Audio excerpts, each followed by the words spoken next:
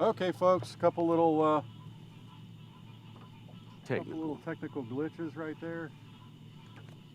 We're trying to multi-stream to all of our social media, but we're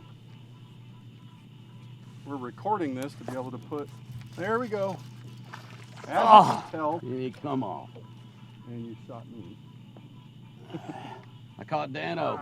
It's the biggest one I've caught in a while. Dude, you're always catching trash fish. Now you got me again. It's a bite. Hold on. Did it twist? Oh, I'm sure it did. We're not going to see where it is, but Yeah. Anyway, as you can tell, we're night fishing. And having a ball. Hey, that's 2 bites already. What's wrong with that? Oh, not a thing. Just cut yours. Just cut yours. I got it. So, like I said on our previous start, don't cut it. I'll cut it. No, don't cut it. We'll just figure it out. We'll just figure it out. That was a nicer fish too. It looked like a 3-pounder. I saw it jump. Oh, that looks wicked. Here we go. I got it. Look at here. I got specks. Yeah, well, you're standing right in the light, so. There we go. See the hole. See, look at him. He's recording the mess. Now there'll be a big knot in mine. I'll have to retie it anyway. Oh, no knot. Did I go the right way? I don't know. I don't think you did. See, those glasses helped me a lot. They did, didn't they?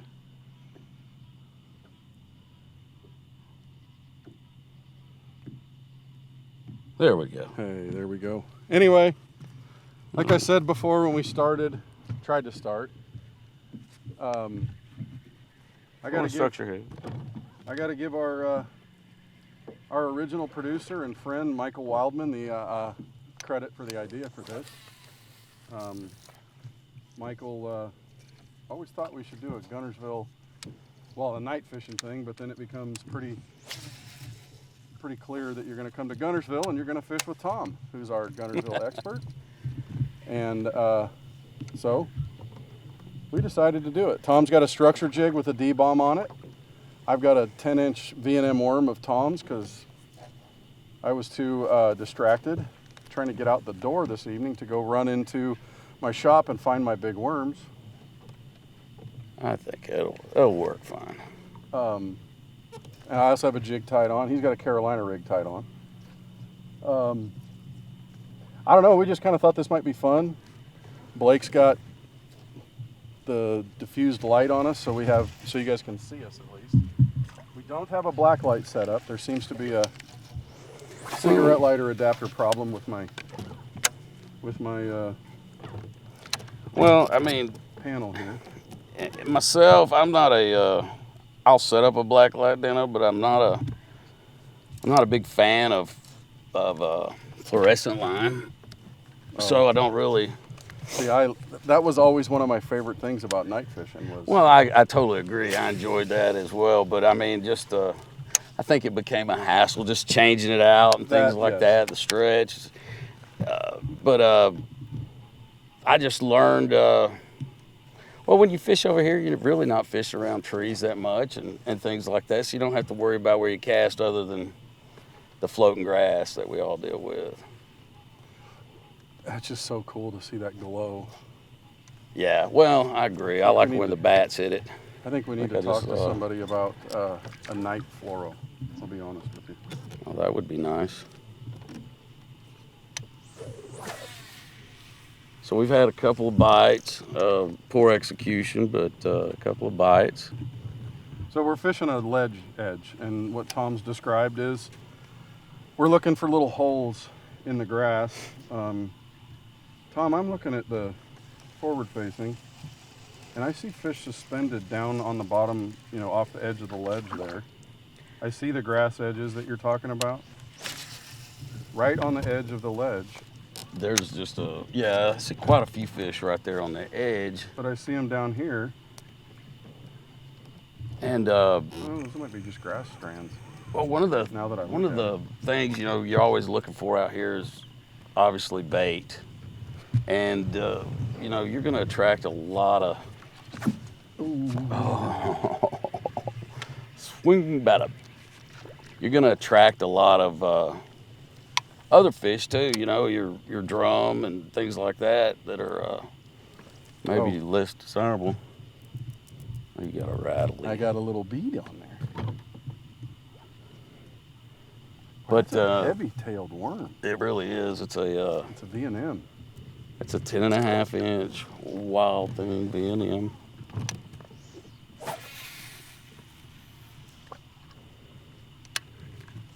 And it'll really, if you just keep casting and reeling it, it'll put a nice little twist in your line. Oh, I bet.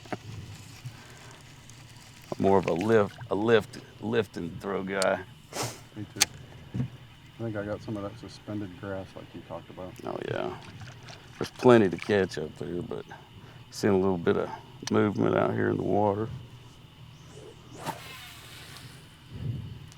So, I don't know about you, but every time I've gone night fishing, I try to get out on the water before dark so that I can let the night acclimate me. That's kind of the way I've always done it. What about you? Absolutely. Well, I definitely like to get out just a little while, at least an hour or so before dark, just so you can kind of get your bearings a little bit, see where you're going, and definitely acclimate your eyes a little bit. But found one. bat. A little. What in the world? I must be getting into little grass clumps that are feeling like. I don't know. I just had a bite just a minute ago. Kind of pantsed me. So. Where was I? Whatever we were talking about. But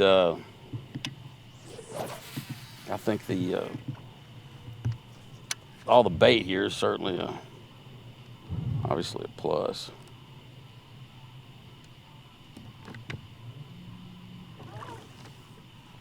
And and just some of the things about night fishing that people, and obviously you want to be safe, careful where you're going, and so on and so forth. But beyond all that, just come prepared. You're probably gonna need a spotlight or something along those lines, and you're gonna have bats around. You're gonna have bugs on you. If anybody saw the post I had last week, we had about 10 blue billion mayflies on us. So 10 blue billion? 10 blue billion at least. There might have been 11 blue billion. Is that the U.S. debt ceiling? Exactly, and it keeps climbing. But blue billion? We kind of got in some. Is it gravel down there? Are we there's some shell and there's some rock. It's kind of intermittent, but mainly it's just a hard bottom, and I think it attracts a lot of crayfish, crawdads, however you want to say it. But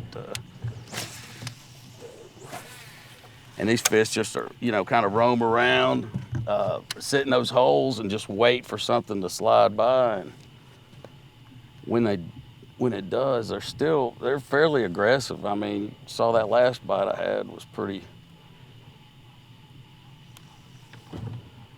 good, pretty good hammer. But here's a bite.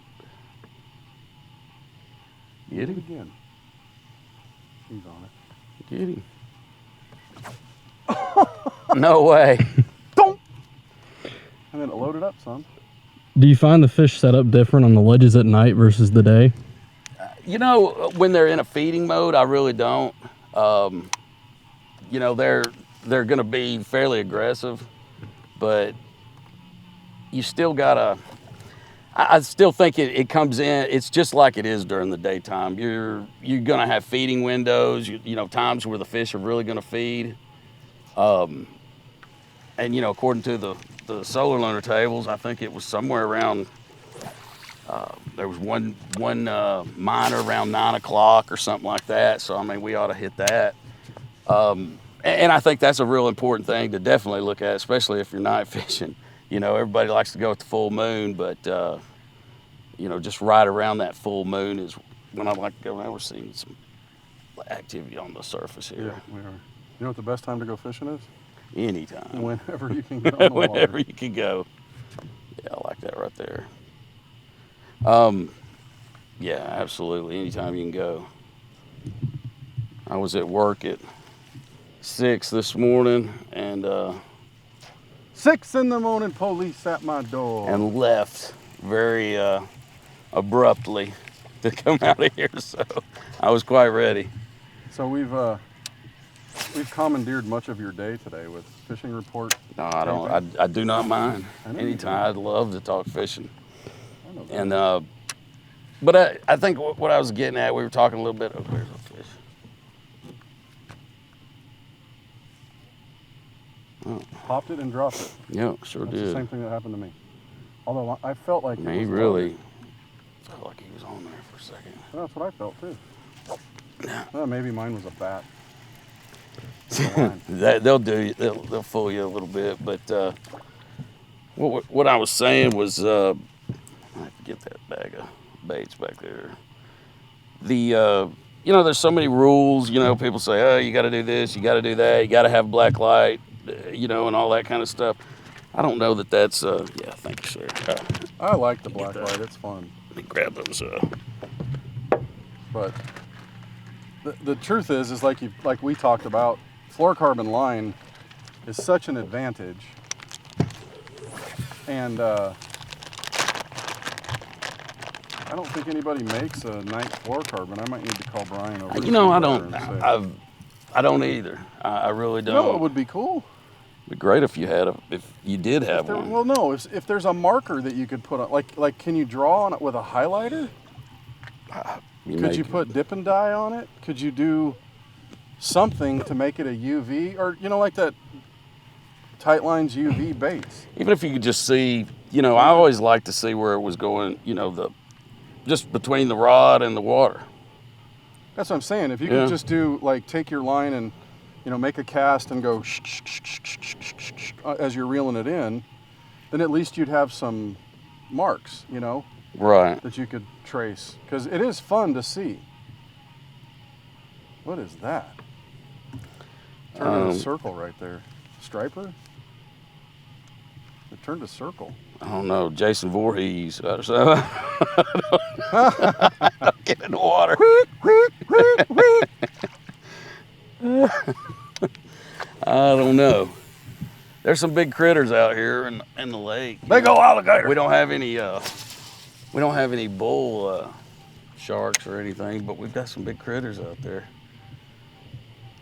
Maybe it's just a big old bass. Now you can see the bats. There must be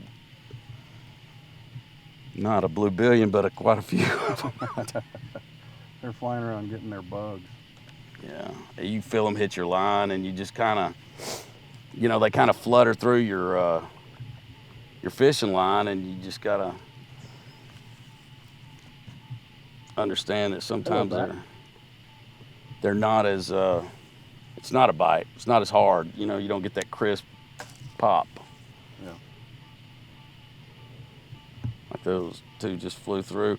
I noticed something also, the bats up on this end of the lake tend to be a lot larger than the bats that we saw down on the lower end. I don't know, I'm sure somebody probably knows that there's a, you know, knows that there's a, You have a backlash now? no. Oh, okay. Do you? No. Did I create one in yours? No, I had a little The, other one that I was going to clear anyway, but The difference between the usually bats, what I don't happens know there if is we they're, break rods. yeah, well, we'll see when we catch the next fish. Or bring extras. I just have 3 in the boat. 3 quivers. It's bat. Sure feels like a fish though, doesn't it? Yeah. When they keep I've just got popping it. I've got a Yeah, he's all in it right there. bat See, those are some large bats.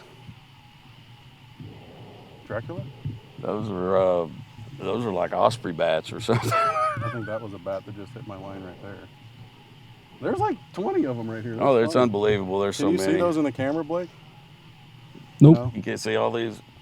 They should. I'm surprised you haven't had one dust your back yet. So we might want to slide just a slight bit closer, just so we can. And the reason, I know we're throwing into the grass, but you want to be able to pull it through those holes too, which you can see on. See them on some. Golly, there's a bunch of suspended fish right there. You see those? Yep.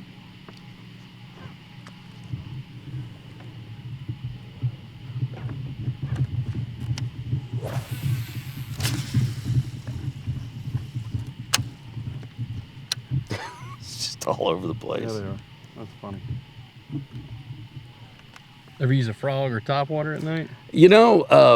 I have no guys with the buzzbait. I've got a great story that I had an uncle that took me out night fishing up in New York. Dude, that's a pterodactyl bat. It's a big one.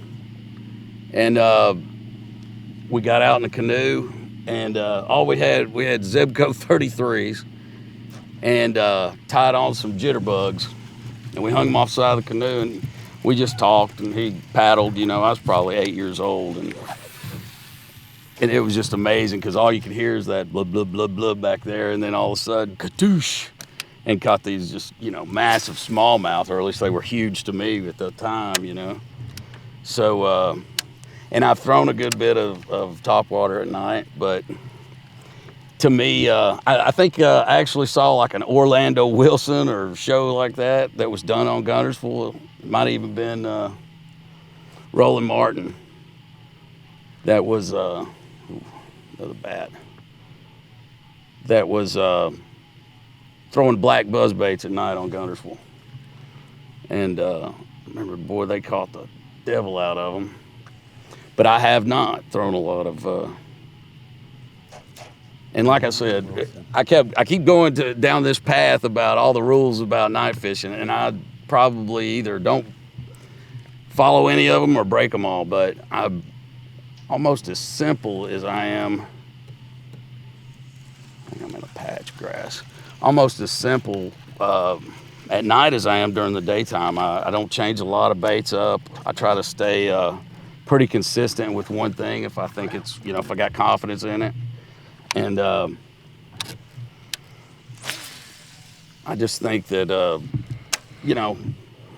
confidence is a big, probably the biggest thing in fishing anyway. So if you got some confidence in a bait, I think you go with it. I mean, some people like to throw a shaky head, and I think that's a fine choice too out here. You can fish it very slow. You can fish some light line. Sometimes you get some wind, and it'll change the bite just like it does during the daytime. Well, there's a guy out in California. I don't know if he's alive anymore. His name is Larry Hemphill, and he was a guide on Clear Lake. That name sounds familiar to me. And he guided other lakes too, but he was mostly known for what he did on Clear Lake because he caught so many big fish at night. And I did a story with him, and man, he talks about on like full moon nights, you have to watch the shade lines just like you do during the day. Oh, yeah, on full moons, I think that definitely changes the game. On a point, the moon being over there will create a shade line, and the bass will hide in there. And I think his personal best at night was 15 something at Clear Lake. He blacklighted. Of course, this was the 80s and the 90s, and so there was no such thing as fluorocarbon. And it wasn't really braid until, the mid-90s, really? Yeah, that's something I've definitely never fished with at night, was braid. Well, I brought some, but we don't have the black light working anyway. I brought that Seagar flash green, but I don't think it reacted to the black light. I tested it in my shop with my little black light flashlight, those blood light. Mm-hmm. I tested it in that, and it. Seemed like we were getting more bites back down a little bit, weren't we? Is it? Oh, where's?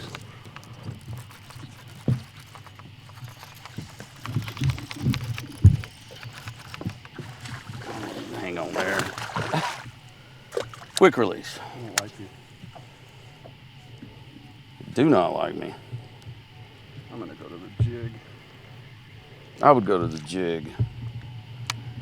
And it just seems like they're just right, just right on that edge. I guess we're probably in that, somewhere between 15, 18, 19, 20 feet. Some kind of. But I just hadn't got a good hook into them.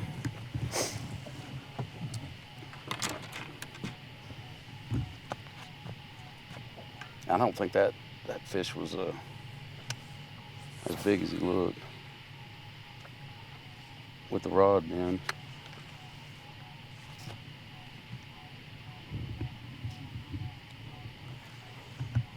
Oh man, I just missed one right there.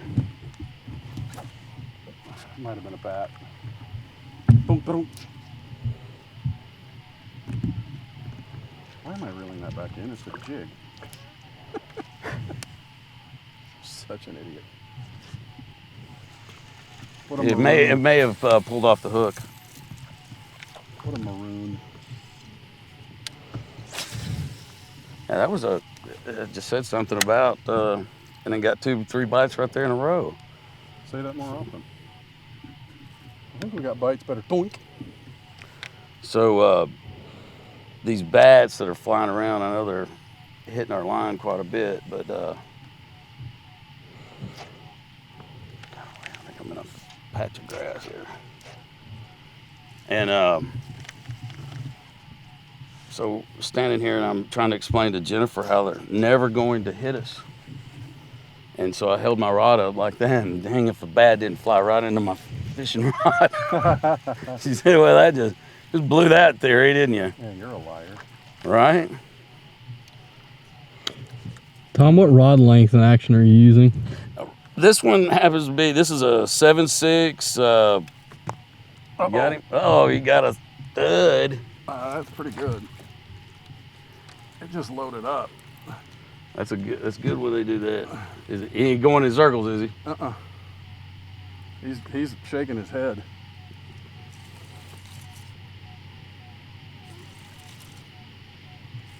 He's coming up. Dano's got a goodie.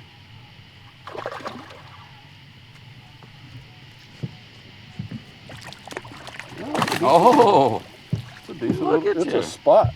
that is a That is a look at that magnum. spot. that is a stud spot. Don't hold my fish. That is a stud spot. Nice. Holy Look cow. at the gut on that rascal. Look at that thing. Yeah, it just How many of loaded those up. you catch down Neely Henry like that? I've caught 2 spots like that. They're getting, they're really getting prevalent here at Guntersville for sure. Dude, I think that might be 3 3/4. You know what? He's got a gut on him. Let me, That's for certain. I'm gonna do this. I've got a scale. Just because I want to.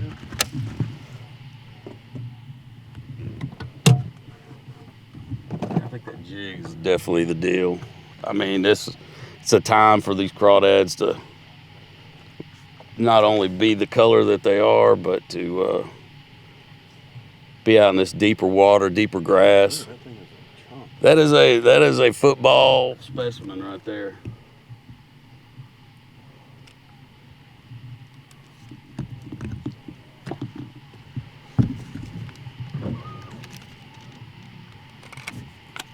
What's he got?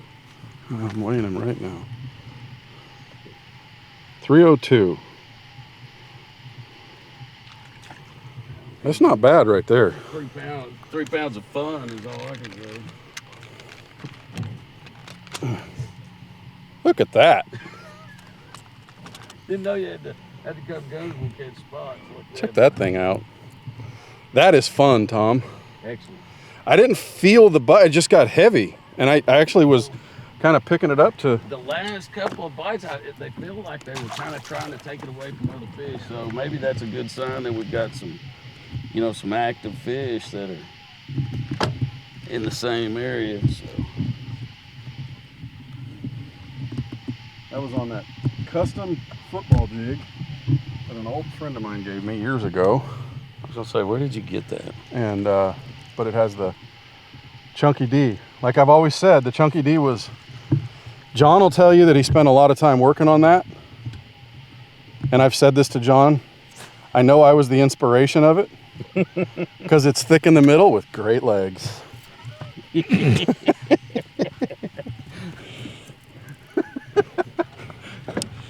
Right? Yes. Wow, the bat level. That's funny. You know what's funny? I've caught one 10-pounder in my life. I've lost 2 or 3 others. Never But caught a double digit. I've caught one 10-pounder. It was on a homemade football jig. Well, home tied, I should say. I tied the skirt on a football jig. Brown and orange with black pork. And I made a cast, and my buddy Jeff Boundy was with me. We were on Folsom Lake on a point that they call 10-pound point. And I'm fishing the jig, and all of a sudden I feel it just kind of load. And I go, Jeff, I think I just missed one. He goes, well, if you'd have set the hook, we'd have known. And I said, yeah, you're right. And just about that time, it started to reload again, and I set the hook, and it didn't move. And he goes, nice rock. And I said, it's not a rock. And it turned out to be a 10-1. I've yet to catch a double digit. I think I've had a couple. That one's big. Might have one there. I'm gonna get ready to help you on this one, because that one's jumping. Better stay on. That's a stud right there.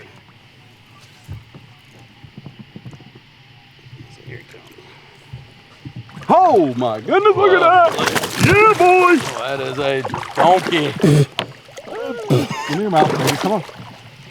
I can't see it. Ah, look at you! Look at that! Donkey. Good night. We gonna weigh that one too. Yeah, that's one for John Cruz to see right there.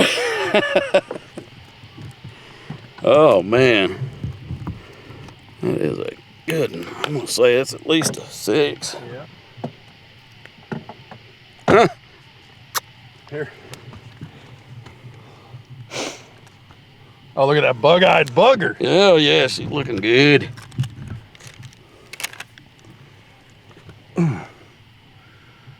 What did she say, Dan?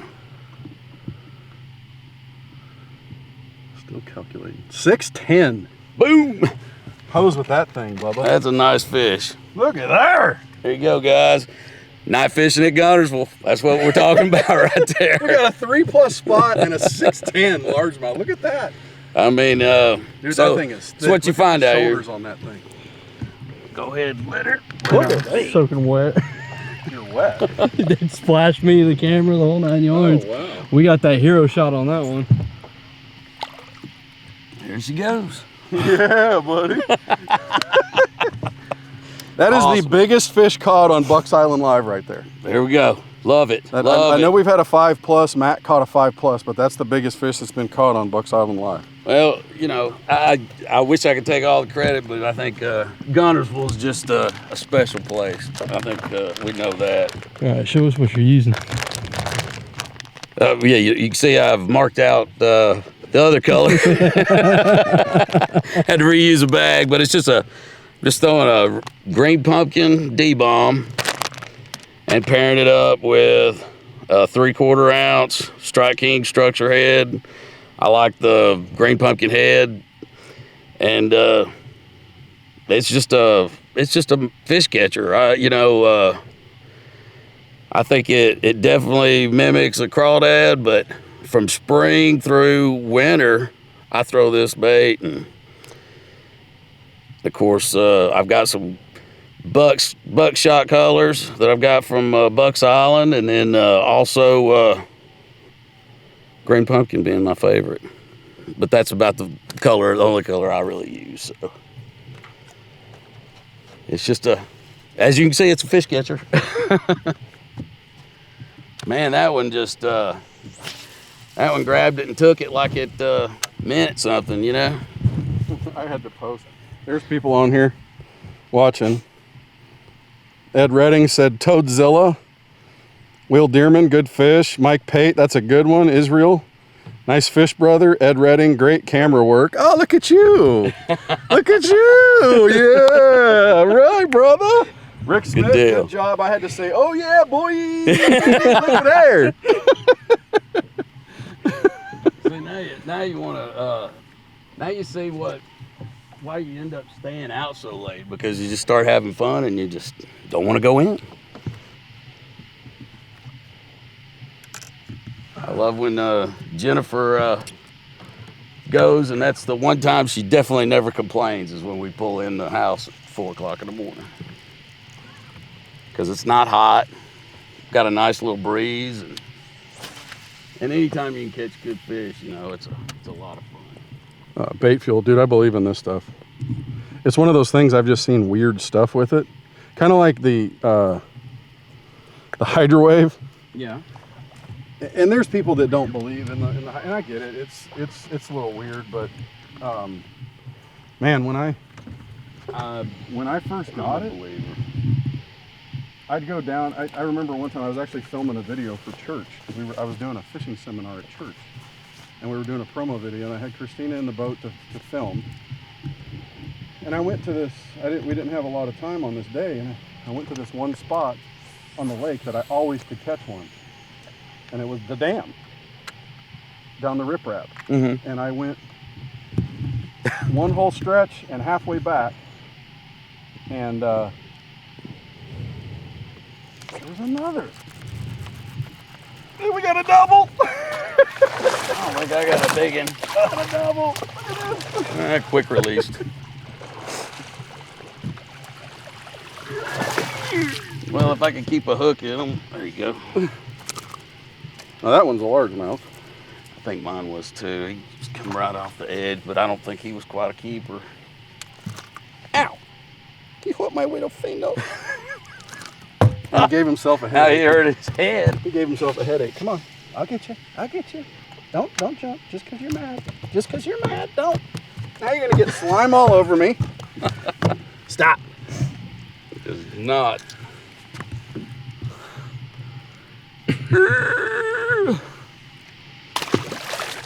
There is nothing better in my world than catching fish and seeing somebody catch fish. I love to watch people enjoy doing that. All of both of those bites that I've had, like literally were on it when I picked up. Really? Yeah. So right, they're just following it down when it. Well, who knows? None of us can see. Maybe you're just throwing it right on them. It's like when I just start to move it off the bottom, they're already on it. It is amazing how quick you start getting bites when you change over the jig from the worm. I mean, that's just and I just like that compact style a little bit. But I just wanted to try it. You know, it's really but you're just, I mean, you can see the city of Scottsboro up there over the mountain with the lights, you know. Gorgeous. I don't know, it's just pretty. You'll see every now and again you might see a little meteor or something fly over and always, make a wish for a 7-pounder next time. I'm sure everybody's sitting there at home going, and then these two idiots are just yakking and they never shut up. Of course, they can't see what we see because the camera, you can't see beyond us too much, can you? No. It is dark. Hey. Well, yeah, I'm not seeing much here, but at least you can see the two pretty guys standing here. Yeah, Dano, you chose the right color to wear. You're just a head and a set of hands. Well, if we had a black light, you'd have seen the logos because it's all, lime green. Well, he's attracting the bugs. Oh, now we can see the lights hitting them now. There you go. Yeah, so there's some of Guntersville's. That's milfoil. Hydrilla. That's hydrilla? Yeah, that's hydrilla. And that stinks. Smell that. Mm-hmm. Oh, it smells like fish to me, man. I know, but I'm just saying, you just. It's. I'll tell you. I'll tell and you we've what's seen weird. more hydrilla, this year than we have in the last few years too. So that's a. I'll tell you what's weird. How fish smell, depending on what they eat. Like your hands when you handle them. Yeah. Like in California, you could tell if a bass was eating bait fish or if it was eating crawdads, they smelled different. Your hands smelled different. I've always thought they smelled funny at Wilson. That's because there's a power plant nearby. It may be. It's why they have those 3 eyeballs. But No, that's a fish. you got him? Nope, it wasn't. It was more grass. There may be some of that floating in here, and it's, that's. Well, no, it's just now, down on the now bottom. Yeah, it was in the bottom, but now every time I pick up and I feel that pressure, I'm going, oop. That big fish just kind of did the same thing. It just slid off with me, just got heavy. That was one thing Hemphill said. It was Christina went with me the one night that I was doing an article with him, and Christina's funny. She said, everybody talks about wanting to catch a 10-pounder. I want to catch a 12. And he goes, honey, have you ever heard a 12-pounder jump at night? She's like, no, but everybody always says 10, so I want to. My dream is to catch a 12, and I'm like, that's cute. But he says, those fish come off at night out of the water and land. It sounds like a cannonball hitting them. Oh, imagine like a dang boulder getting dropped in the water. Exactly.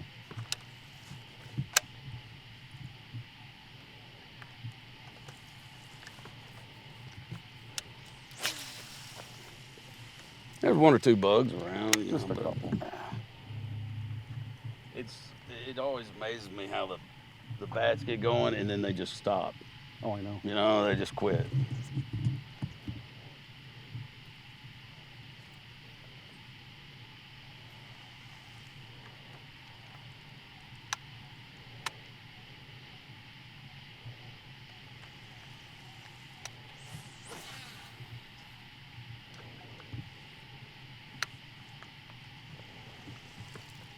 I sure wish I could have boated those other couple. Those are little. I know. You're I just didn't being greedy. put enough meat into them. You're just being greedy now. But I think that little popping, that little hopping it is, they're cued into that because that's what a crawdad does. And I think that, I've caught so many fish, you throw them up on the deck and a crawdad pops out of their mouth and scurries across the deck, or just lays there in your live well and stinks when you forget to get it out. Even better when you forget that with a 3-pounder. Oof. No, the first boat shop I worked at, right out of college, because I was a fisherman, so I was going to work at a boat shop. And the boss, the owner, was a little sadistic. And there's a guy, I still see him when I go out west to cover tournaments, Brett Lieber. Brett was one of the most, he's a great guy, and he doesn't dip anymore, but he was disgusting with his work trucks. He would get the vinyl floored work trucks, Yeah. and just spit his tobacco on the floor while he was driving. So the first time I was there, when I went to back his boat in to the shop, I opened the door and the spit was like that deep on the floor, and I'm like, you gotta be kidding me, you move it. And Joe said, you better move that truck. I'm like, geez. So the next time he came in, he was coming back from the Delta from a fishing trip, and Joe comes over and goes, hey, we gotta fix a leak in Brett Lieber's live well. So please get in there. You're going to stick your head in there and figure out where it's leaking. And I opened that live well and got hit with the smell of death. He'd left a 3.5-pounder from the California Delta in there, and it was orange. It had decayed, and I'm like, oh, you got to be kidding me. I go, Joe, you get it out. He goes, I'm the boss. You get it out. I don't think I could deal with that. I went into the kitchen and grabbed a pair of tongs and a garbage bag. His wife's car tongs. What are you doing? I said, never mind. Don't you worry about it. That was funny. I mean, it's funny now. My glasses. And I see Lieber at the U.S. Open every year, and I remind him of it. He laughs.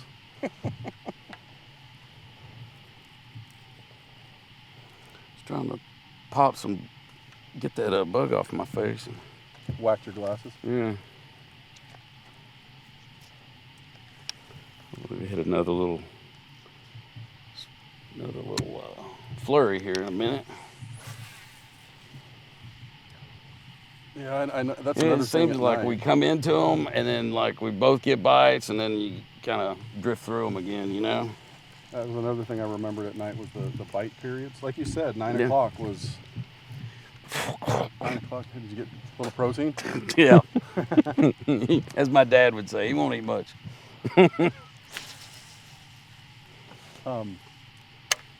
But yeah, it's definitely, you know, I've always,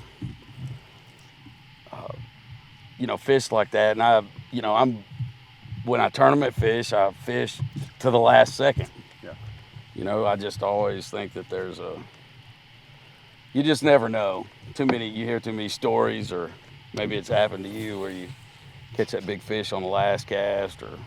I fished tournaments with my father-in-law for years, and he got the nickname of Last Cast Gregory. No. There were like 3 or 4 tournaments that literally on the last cast he caught the big fish of the tournament. That ended up winning us derbies in our club. One of them was a 9-2 night fishing tournament at Collins Lake in Northern California. I actually wasn't there. I was traveling, and I let him and my brother-in-law use my boat. And they got so excited when they got the fish in the boat, they forgot to take my black light off and took off, and it bounced off and into the water when they had to go back for weigh-in. But it weighed 9.2, and it's his personal best. I would. And then you would what? I would like that. I would like a 9.2. That would be my personal best. I was fixing to ask you, what was your personal best? Mine was 10-1. 10-1. And then I think you just told that story. I know I've lost 2 bigger. I've lost some big fish. I won't speculate how big they were, but I feel like they were double digits. I lost one that was at least 11 in the Delta on a frog. And I lost a Huddleston fish that's mouth was that big around. And the only reason I knew it is because right there, it came up out of the water and started throwing its head back and forth, and all it had was the trap hook in its lip, and the Huddleston was going. Yeah, it's not going to and hang. On the 3rd shake, I went, it's gone. And that was in the tournament. We weighed 2 fish for. No, we weighed 3 fish for 11.5, and finished fall tournament turnover time. Caught a 4.2 spot on a Huddleston. My partner caught 2 3-pounders, so it was like right at 11 pounds. And finished. It's just a trout out there that get those fish so big, isn't it? Well, the spots on those lakes like Bullard's Bar and Shasta and Oroville and those, it's a kokanee. A pardon? It's called a kokanee. Mm-hmm. They live about 2 years. They're a fatty, rich salmon type fish. I think that's, and I often, again, back to the spots on this lake, how they've just gotten so prolific. I've heard some biologists say that it's not a good thing, and for the lake, I don't know. I just know that I've never, it has really changed. Change the fishery. I mean, to the point that you catch more spots. But I mean, as far as being detrimental to it, I don't know that I've seen that. It's not gonna damage this lake. Jiminy Christmas, I get so tired of that. Sorry. Well, I have no idea. I don't know well, that's what the it other could thing. do. That's the other thing they talk about. That stocking programs don't work. Well, if that's the case, how come we have Florida strain in here? Exactly. If that's the case, how come spotted bass are in California? Alabama spotted bass are in California. Exactly. If that's the case, it had to work a little bit. No, But I mean, we've had over. the same conversation. A good friend of mine does a podcast about fishing out here on Guntersville, and they were talking about they had a biologist guy on, and they were asking about stocking. You know, because there were a bunch of anglers here locally, and that wanted to, try to give a little bit back to the lake. It's been so good to them, and start stocking some fish. And this guy was totally against it. Claimed that it did not work. Well, And I mean, there's got to be some success rate, and I'm sure. You see it work with trout and in creeks and rivers. So. and you see it in Texas, you see it in Florida. They keep putting back. Well, that was kind of the whole deal. Was share lunker. Yes. And that's basically what the argument was can we continue, could we do something like that here on this lake? And so that requires so the deal with that is what they do with the share lunker program is they take those fish and they put them into brood pens, and they try to breed the bigger fish genes, and then they plant those fish in there. The thing that the biologists are really talking about is what do most people plant are fingerlings, right? And what they say is that those end up just being food.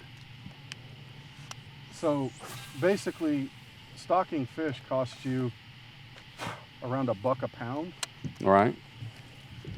So you can buy, if you got $10,000, you could buy 10,000 1-pounders, or you can buy 100,000 1-inchers or 2-inchers or something, and so people opt for those, but you're just literally releasing a bait fish into the water, and depending on where you put them, that's their theory. So if you put well, you got to imagine that. I mean, some level of those are going to become bait, I'm sure. Yeah, but if you put 6-inch, that bat was just playing if havoc. you put 6-inch to, there's a lot more chance that those fish survive. The greater number of those. Sure. 6-inch fish are still going to get eaten. I'm gonna grab a water. I mean, if you're throwing, the same thing would be true if you had, if in nature. I mean, you're going to have a certain percentage of each hatch is going to become food to somebody, whether it be brim or mom and dad or somebody. And nature is just such a... I'm sure that sounds really good on camera. Glug, glug, glug, glug. Glug, glug, glug, glug. So, I don't know if it was you I told this to, Tom, or somebody, if I told you. I did a sight fishing article in the late 90s. The bait was so thick, it was 2 feet deep. Oh, wow. With the senior fisheries biologist from California. Mm-hmm. And his name was Dennis P. Lee, still around. He's retired. He ties flies now up in Northern California. But so the thing that goes on with people talking about sight fishing during the spawn and how we shouldn't do it, we're killing the population of fish. Right. So I did a sidebar in my article. I said, Dennis, what's the real damage? And he goes, well, let me tell you this. He goes, fishermen have an ego. We all do. He said, and when we think we're good at something, we assume that we're catching, everything that swims. Yeah. Right. He said, but I can tell you this, there is no possible way that fishermen can catch every fish that spawns. He said, some of them spawn in places that no one will ever know they spawned. And if you take a place like this, let's say the bay right around, that whole big bay right around Goose Pond, from the bridge all the way around, out to the islands out there. He said, it takes one successfully recruiting female to populate an entire cove that size for 5 years. Wow. He said every fish that spawns lays 30,000 eggs, minimum. And if 10% of those reach keeper size, there's 3,000 keeper-sized fish swimming, and 10% of those are going to reach quality size, and then another 10% of those are going to reach trophy size. So to think that we're going to catch every fish out of an entire lake, and we were using Clear Lake because it's one of the most heavily pressured spawn sight fish lakes in the West. He just said it's never going to happen. They're not going to outfish that. You know, it's I think that's the way I would. To me, that's logical thinking. I mean, but Well, that's a scientist. At the same time, I think you know, the lakes are cyclical. I mean, we have anybody that's fished this lake for a long time. I can, you know, especially after the grass was gone. You know, it took 15 pounds to win a tournament, and that was good. Yeah, but that's not the fish disappearing. No, That's it was the fisherman not adjusting. Oh, Another good one? yeah. Yes, sir. Oh my, another tank! That one might be bigger than the other one.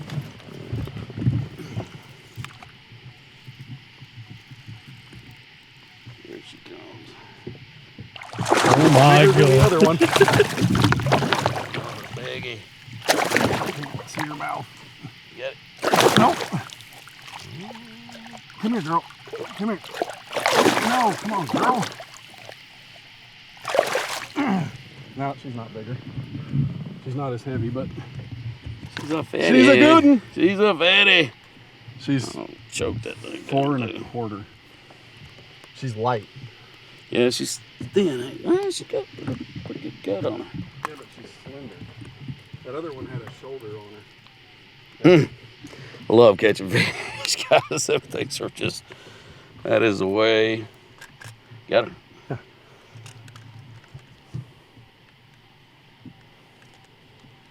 It's booting up. It's booty.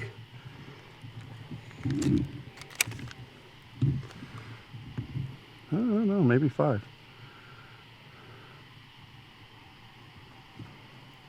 414. 414. There we go. So close enough. There you So go, we're Tommy. working on a pretty good 3-fish limit anyway there. Yeah, we're at 13 something according to the scale.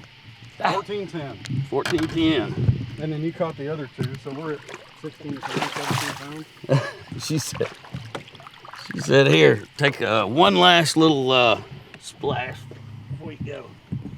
Golly. It's crazy how they just get on there and just bust it. I was so when I came through here a little earlier, I just rode up through here and I saw a good number of fish that were off the edge, and I was thinking that they would move into the grass a little bit and eat. So hopefully my theory is correct. Katie the boat lady. Oh my gosh, you guys, that's how I call my dogs. Come here, girl.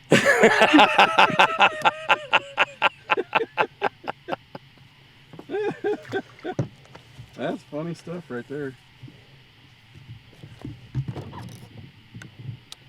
Well, let's see if we can break that 20 pound mark there. Best 5. Yeah. Or 3. I mean, you know, who knows? What are best Whatever 2? we can do. The best 2, he's almost 11. Yeah, we got What was the first one? 6 what? 610.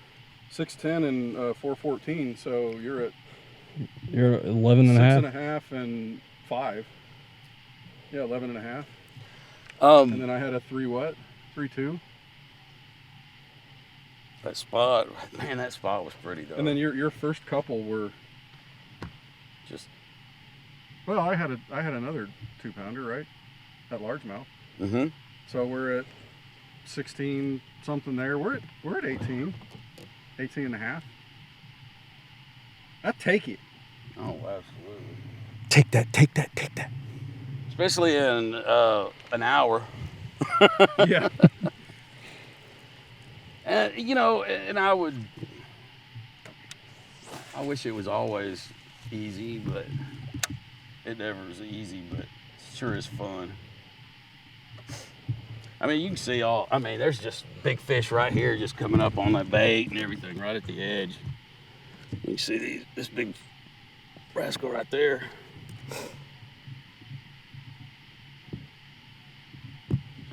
It's I like that.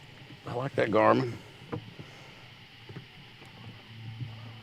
But again, you know, we're pulling through all that grass, and then you come to an open spot. Got it. No, come here. We're live.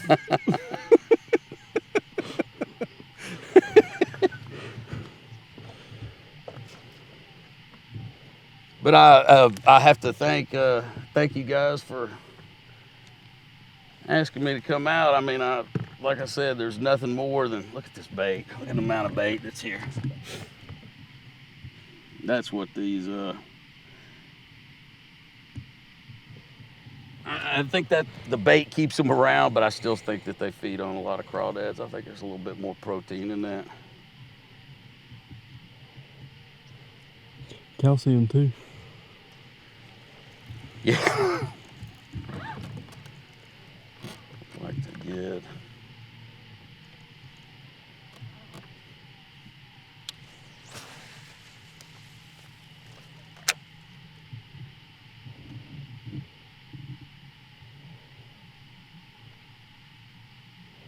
I like that green on there too. I like that green. Bradley Hallman. Boomer Sooner! He told me that's his favorite is the black-green color. Uh-huh. So I like that. I really do. I like that. it's, you know, you can select a color palette in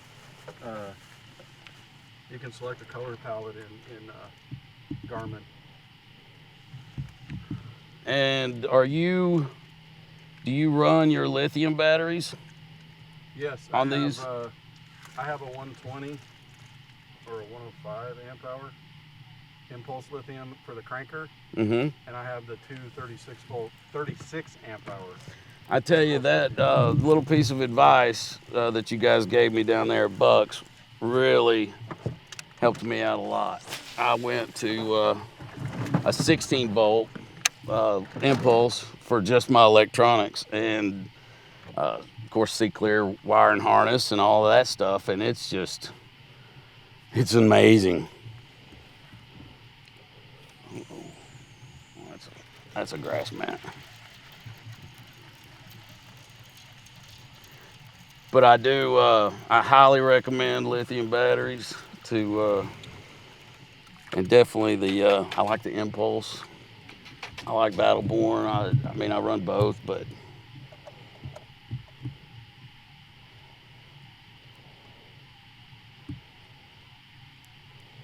the Impulse is really look at it just come up 2 feet again with the bait, amount of bait there. Here's starting to come again. Just amazing. But you know, I did notice that there was up and down the river just tons of bait from the middle of the channel out. It's just everywhere. And I think that just tells you you've got a healthy fishery. Man, my head is crawling. I got so many bugs in it. It's a good thing about having a bald head. You feel them. Just don't look at Dano's back. It's what the top of my head looks like, I'm sure.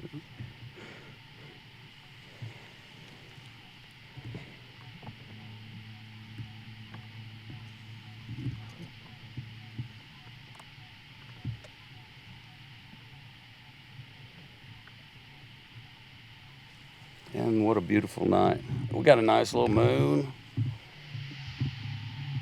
It's not a moon, but it is a moon. I can't believe we haven't done this before. This is it's I never thought it would work. Of course, we didn't have a light like Blake brought in.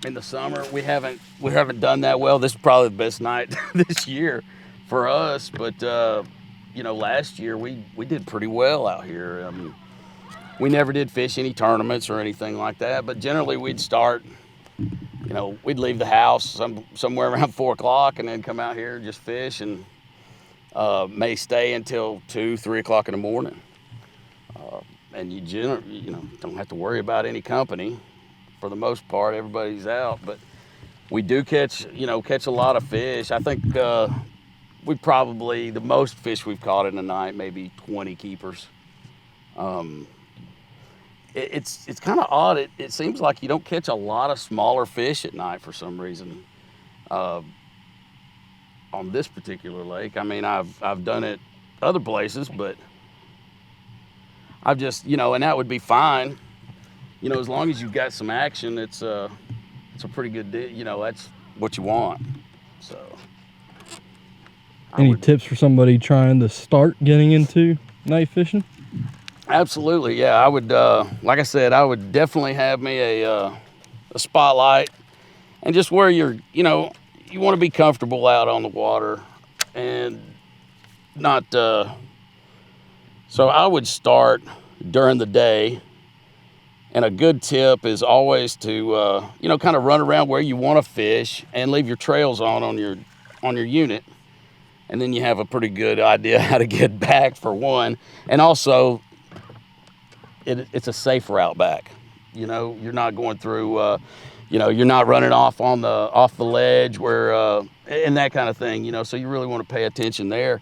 And beyond that, we used to say, go get you a black light, go get you some fluorescent line, but I think just take your, get your a 7.5 foot or a 7 foot medium heavy rod and get your favorite bait. And start fishing, and be seasonal too. I think earlier in the year, maybe a worm or spinnerbait may be the deal.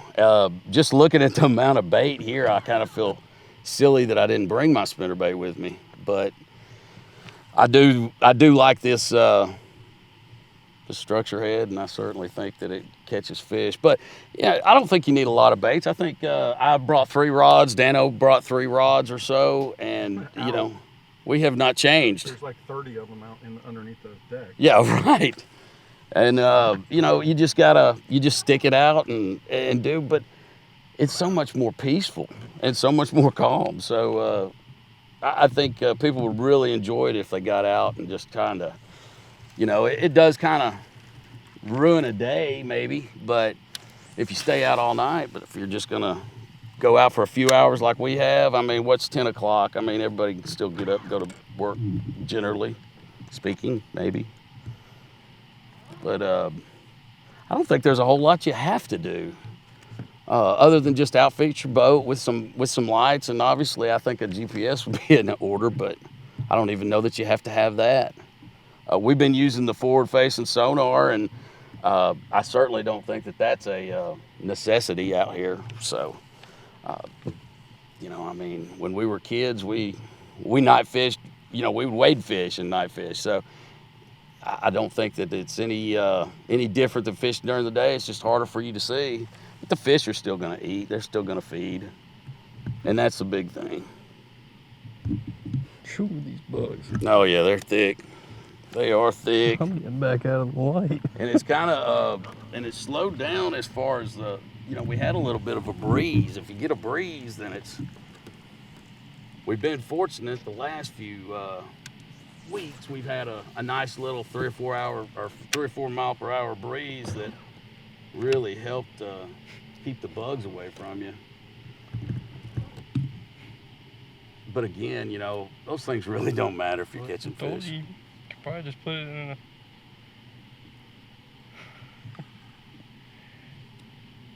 I don't know if it's waterproof though. What's waterproof? There's a pen. Oh, really? There's a UV ink marker pen with ultraviolet LED. Or could you put it on braid? Well, it goes on. It says any porous surface. I mean, fluorocarbon's not exactly porous, but I guess if you just colored the whole spool, it would you'd get some of it out of it, you know. Let's just add that to cart and do a little bit more research later. How's that? Little guy? He's shaking his head a little bit. He's 3-pounder. 2-pounder. Is that even 15 inches? That's a spot. It's a spot, Another so it spot. doesn't have to be red. Ow! Son of a gun. Good thing I'm over 50 and don't need that. Chunky little spot though. It's fun.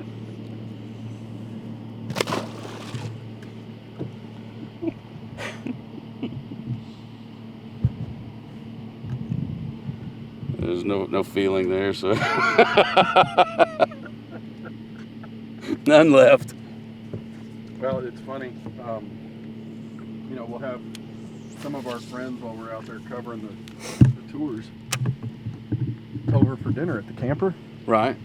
We were at Cayuga, and we invited Skeet and John Murray to come over to dinner one night. That feels good. Finnegan, Breeze. Finnegan, our smaller of our two doodles, met him at the door. Met Skeet at the door. John was standing outside talking to me while I was grilling, and Skeet went in to say hi to Christina, and Skeet went, "Oh!"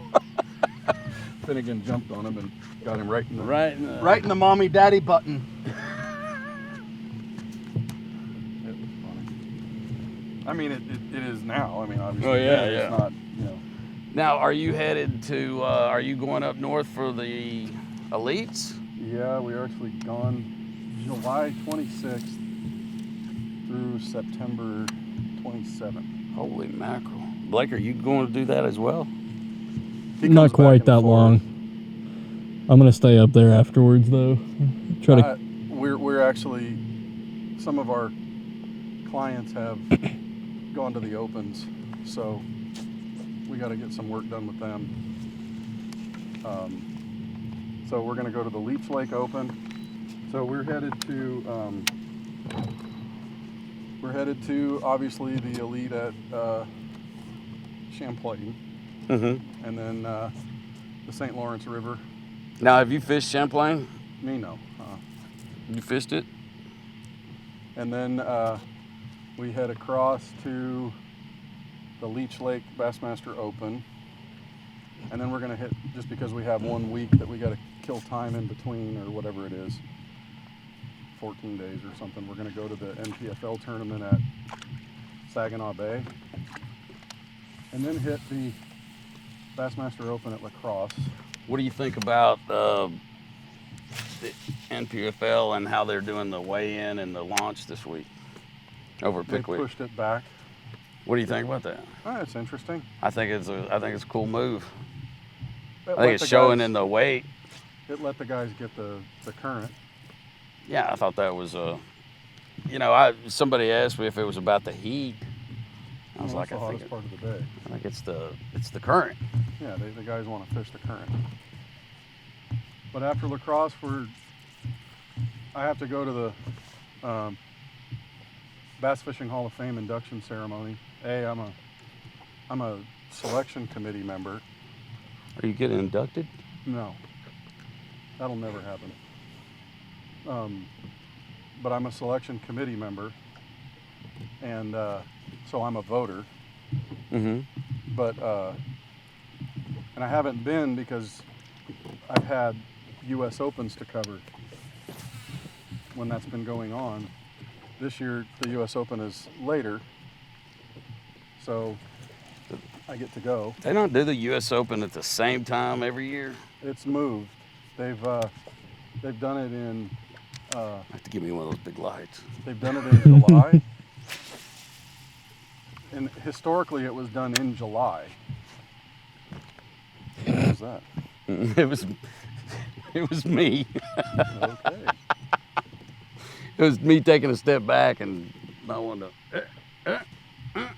Oh my gosh. Is that him? I think it was. If it is, it was hung in something. And nothing. It pulled back. Is that one? No. I had a good bat, bat a thump. bad thump.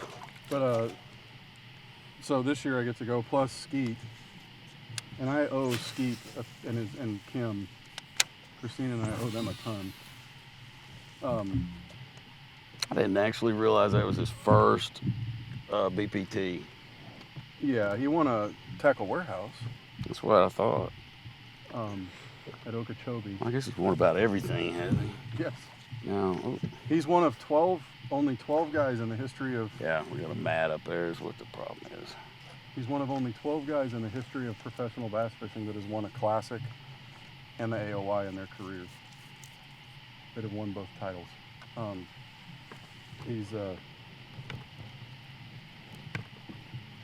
I was kind of surprised. Last year was his first year on the ballot. I was kind of surprised he didn't get in last year. But he is an absolute Hall of Famer. Oh, yeah. But No we're doubt. going to that. But we had the one fun thing that we're doing, because we had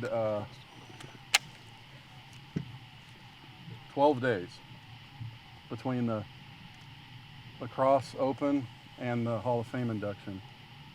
I was looking for something to do, and I went, oh, let me check. So I got on the OU football schedule. Mm-hmm. Sure enough, September 21st, they're at home. Hey, they're playing Tennessee. Nah. So I bought tickets for Christine and I and our daughter and her new husband. She gets to go to, they both get to go to their first game. Christine and I have both been to one. But then I figured out that's their first SEC home game. Sure enough. So we're going to that before we go to the... It's a brutal schedule next year for my volunteers. Oklahoma's got the third toughest schedule in the country next year. Roll Tide.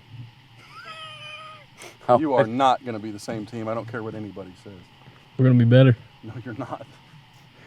Watch out. Nick, Watch out. you lost the Nick factor. Yeah, And DeBoer's a great coach, but you lost the Saban factor. it's gonna be interesting. Hot take. I think we lost it a few seasons ago. True, but there's a military way of doing things that he had that I'm sorry, there's just not too many people out there that have that. Nope. And I think it's going to take you 2 or 3 years to get a culture built before that team. I think you'll have a 10-win season, but I don't think you're going to beat OU at our home. I mean, we're at home. If we were in Tuscaloosa, that'd be a different story. But No, we got another month and we'll find out, right? But Just about, yeah. and then October 26th, I'm going to Christine and I are going to the Ole Miss game in the Grove. OU That'll be versus good. Ole Miss. You're not gonna like it if you go to the actual Grove. What? Good luck finding anywhere to even sit, let alone walk. That place is. Oh, I'm going tailgating. Ron Wong, one of our I know Ron. colleagues, I know Ron. he's like, "You're coming to my tailgate." Christina's like, "We're going to be decked out in OU gear." He goes, "You better be." The whole classic, every time I saw him, he went, "Hotty toddy." And I said, "Boomer Sooner." Tom, do you know Mr. Wong? I don't. So- But it sounds He funny. used to speak at my high school team meetings. So here's the funny thing. My friend Mark Copley, who's now the marketing director at Express Boats, was at Strike King for many, many years. And he's one of my dearest friends in the world. So he knew Ron, he knows me, he knows my story. I'm from, we lived in Loomis, California, 25 miles from, east of Sacramento. he introduced me to this Asian guy. Now, I've worked around a lot of Asian guys in my life. River to Sea, Lucky Craft, I've worked around a lot of them. And so he introduced me to this Asian guy and says, hey, Dan, this is someone I'd like you to meet. You guys have a lot in common. He's born in Sacramento, has a lot of family there. He's moved to Memphis. He worked for FedEx. That's a problem, dude. Yep. So he says, I'd like to introduce you to Ron Wong. And I said, hey, Ron, I'm Dan. How are you? He goes, and I've got this thought in my mind. He goes, I'm Ron Wong. How are you? And he stands about this tall, and he's Asian, and I'm expecting to hear, oh, how good to meet you, kind of thing, from what I'm used to working around with, you know, a lot of Asians in California are immigrants. And it cracked me up. He'll throw you off. I said, oh my gosh. And he goes, I said, I'm sorry. I just didn't expect that voice. Ron's a good dude. Oh, is that a bat or a fish? Bat. Main hook sets are free. Ron's famous for... Yeah, they, it's almost like you can just kind of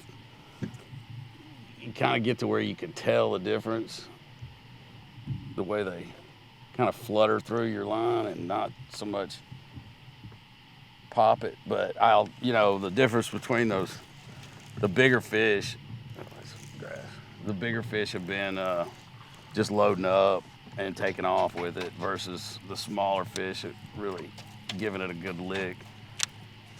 Almost like they're trying to kill it or get it away from something else.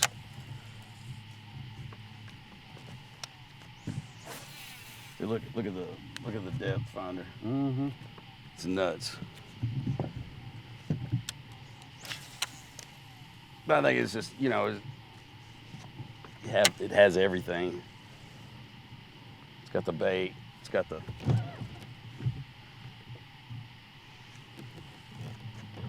fish. Yeah, there's a lot more grass on this edge. Yeah, it kind of And we've gone all of about 75 yards. Right. That's the thing. And it just, there's areas where it comes out and then areas where it goes in. And well, I'm just looking at the lights from, the area that we started over there on the shoreline. Mm-hmm. Yeah, we've gone all of about, that may be 100 yards on this stretch. Well, there's the can right there. The buoy's right there. So we've gone. You'll go right up to it, and that'll be about the stretch. Yeah. And it ain't been too bad. No, it's been fun. Since we started late, we'll let it run about 15 more minutes anyway. Before we go home and go to bed. Knowing Tom, you'll probably go out and fish and show up back at work in the morning. Yeah. I was gonna go. I was thinking to myself that I would go home and work a little bit, but I hope my boss isn't watching.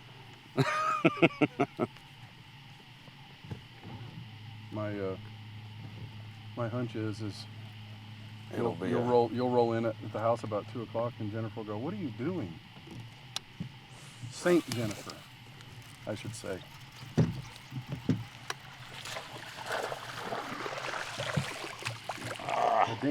A dinky dink.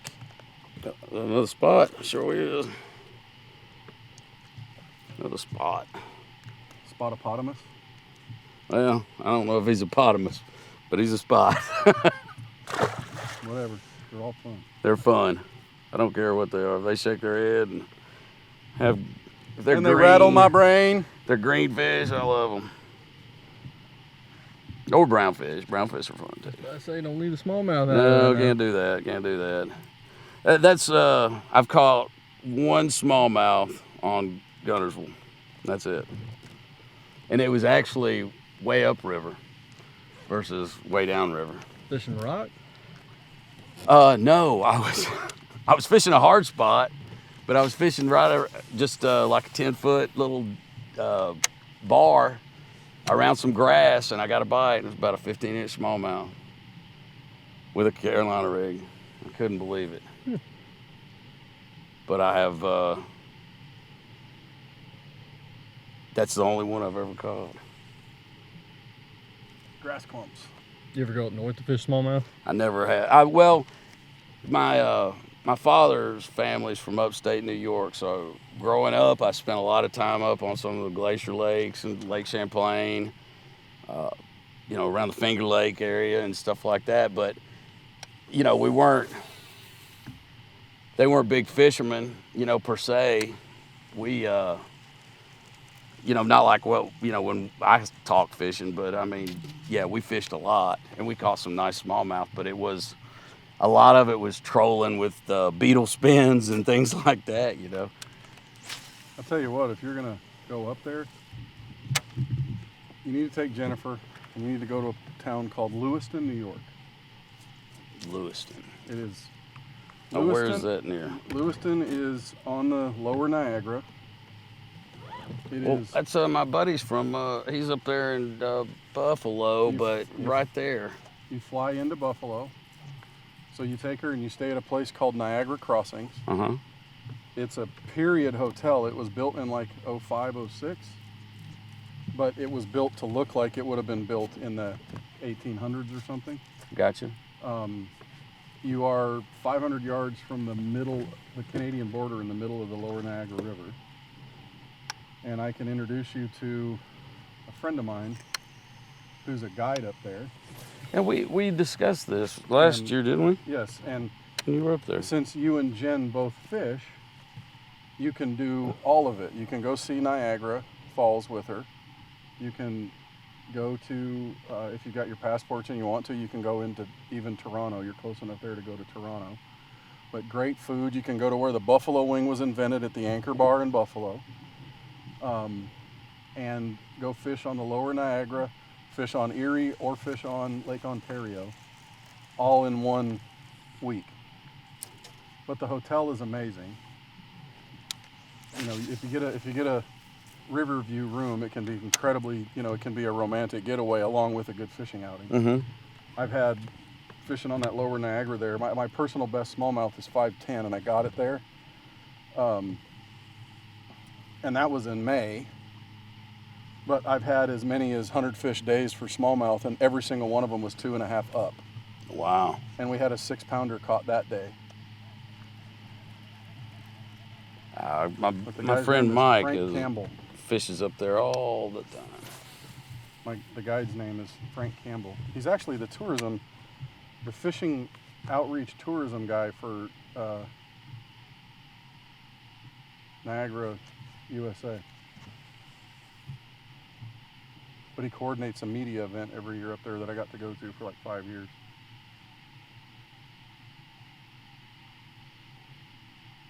Oh, come on. One more. I hooked a sturgeon at the outlet where the Niagara River dumps into Lake Ontario on a tube.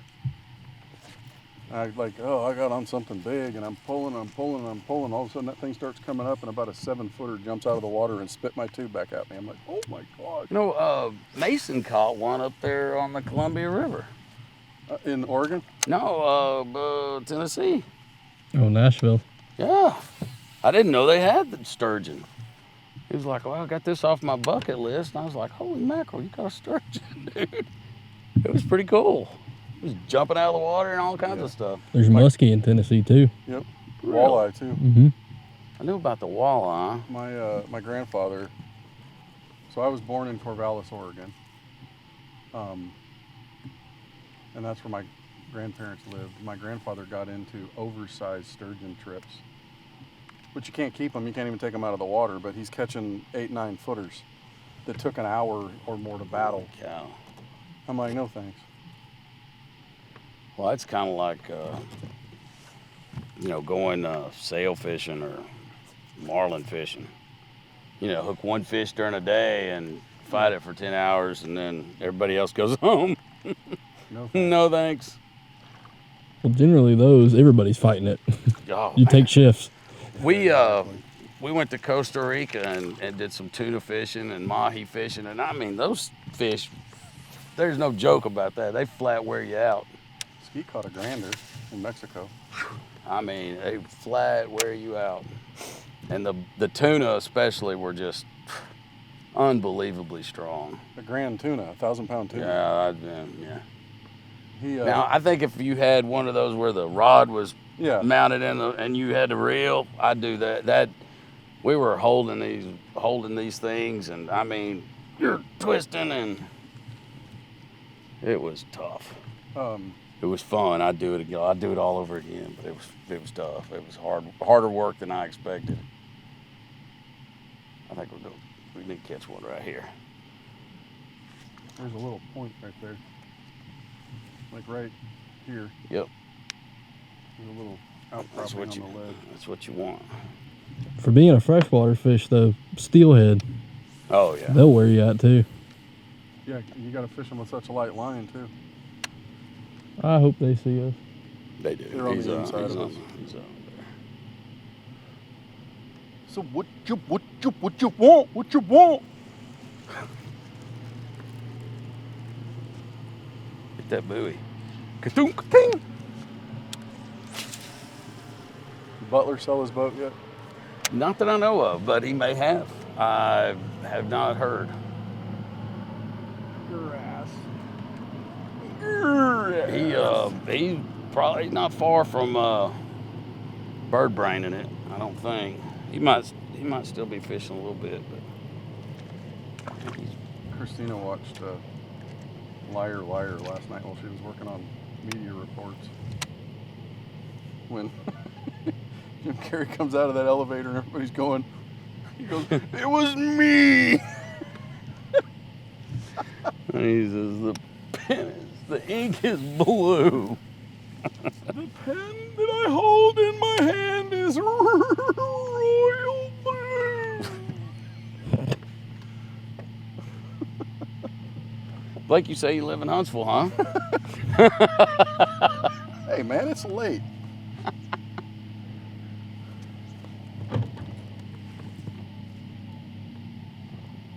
Getting these guys' meteor kits ready for ICAST is When is ICAST? next week. And Wednesday, are Thursday, you guys going? Yep. You're going? Mm-hmm. It's I've his heard first. I've heard it's amazing. Not anymore. Are you excited? Oh, I'm stoked. I've heard it's great, man. So, here's what I'll say. First timer, it's nothing you've ever seen before. But it's always been a business show. I went to 19 in a row, and it's an important show, but they've made it hard for a media guy to do anything. How so? You will share bandwidth with the floor. So I had a goal every year. When we started Advanced Angler, and Skeet started it and I ran it. It was Skeet's business. I ended up buying it from him. But what we decided after watching all the other, and I'd been doing it, after watching all the other media people over the years go back after a tournament day and write a story that they were publishing at 12 o'clock, 1 o'clock in the morning because it took so long to write it, that I said there's got to be a faster way to do this coverage. So we came up with Advanced Anglers Raw, Classic Raw, ICAST Raw, Forest Wood Cup Raw. And we used flip cams. Oh, jeez. That's what was there. It was the first real digital, use camera. And we literally recorded them. I said, this is an interview, yeah, but I'm not, there's no editing. So if you say something you don't like, sorry. So that's what we started doing. So when we went to ICAST, our goal was to get, between the team, 50 videos a day up. Christina would sit in the media center, and we would run back with, after the flip cam thing was over, we'd run back with our cameras and trade chips with her, memory cards. We'd have this little control sheet with the names of everything, and we would write video number, angler name, company name, product name. And she would name everything, rip it, upload it. She'd be waiting for us to come back. Waiting, done. Everything's uploaded and posted. And there'd be 3 of us working, and we'd each have 10, 12 videos. The year that they started making the media pay for their badges, they took our bandwidth away and made us share with the floor from the media center. That year, the first day, by 2 o'clock, Christina had 5 videos posted because they wouldn't go up. And I complained, and on the feedback, I gave them the feedback that you need to give the media center its own bandwidth back. We'll take it under advisement. See, I thought you meant that literally, or figuratively, not literally. No. Bandwidth. Okay. I gotcha. And that was 8 years ago that I started complaining about it. But now data's caught up a little bit to where you can do a lot on cell phone data. You don't have any cell signal. Oh, is it one of those? Yes. Oh. See, I've never even been to this convention center, so. So you have. You have a hard time getting. You can make a phone call, you can text, but there's not enough cell coverage to be able to get the kind of speeds you need to upload. Mm-hmm.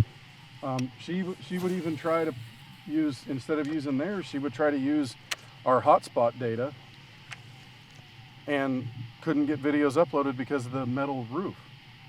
Wow. And that's what I was going to say. The hotspot, that's what I use.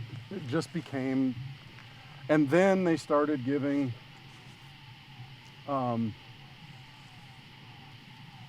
So on top of that, they started doing a happy hour thing. So from 4:30 to 6 every night, you can walk to different booths and get a beer. Well, all of a sudden it's 3 o'clock and that starts happening. And then you'd have all these parties at night that people would go to. The Costa Party, and Livingston Lures had them for years, and all these parties, and people wouldn't show up until 10 o'clock the next day. And your working hours became 5 hours a day. And then they started letting public buy one-day passes. I cannot tell you how many times I was interrupted in the middle of filming with fans asking for autographs. And we just kind of went, I can't done. Justify. Tail and tail. That's why I ain't got this anything anymore. Do what?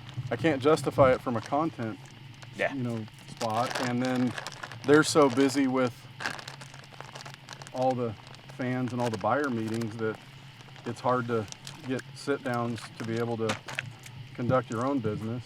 So we're in communication with them all year because of what we do. And we just this year decided not to go. I'll probably go back next year. But it used to be a business show. It was suit and tie. Now, I have heard everybody just dresses like a fisherman in there now. Yes. When I started going, it wasn't suit and tie anymore. It was semi-formal. But it was khakis and a collared shirt. Church. Yeah, that's a good way to put it. It was business casual. Yep. I watched Skeet would go to ICAST. I keep bringing up Skeet, but it's just he would go to ICAST and he would not wear a dye sublimated jersey. He would wear his embroidered one. So for years on the water, Skeet would wear his dye sublimated, but for formal type events and like the classic, he had his embroidered one because he just thought it looked more professional. And so ICAST, he would wear his embroidered one with black jeans and dress shoes, or black pants and dress shoes. And one of the anglers that respected him showed up one day in shorts and flip-flops, and Skeet read him the riot act. And that dude has showed up in slacks and a jersey every year since. I don't like missing them. But it used to be a pure business show. All right, folks. Sure has been fun. Yeah, it has been. There's been a lot of action. It's been a good night. A lot of action. It's been a good night. It was. This was I fun. was a little concerned with the moon, but that didn't make it didn't seem to hurt, and the fish cooperated. 2 hours. And 2 hours. We probably you put I don't know how many 6 or we caught. 7 in the boat, and I put 2 or 3. It was It's- definitely fun. We caught some good fish, some solid fish. The D-bomb was the trick today. That's the real trick with the 2 big uns. Oh yeah, that was a Almost 7 and an almost 5. that is my And a 3+ spot on Guntersville. that was a toad spot. It looked like a little football. I make everything look little. Anyway, folks, this is Enjoyed our it. Guntersville master right here. Fishing Fishing reports. reports. Everybody get a little lucky. Fishing reports. Tom Ott, folks. I hope you guys tune in every Saturday to hear Tom. He's a wealth of information, and he's a great friend. And he's got St. Jennifer at the house waiting on him. So we're going to wrap this up for the day. And as Tom would sign off every week on our fishing reports, tight lines, Tight everybody. lines. See you next week.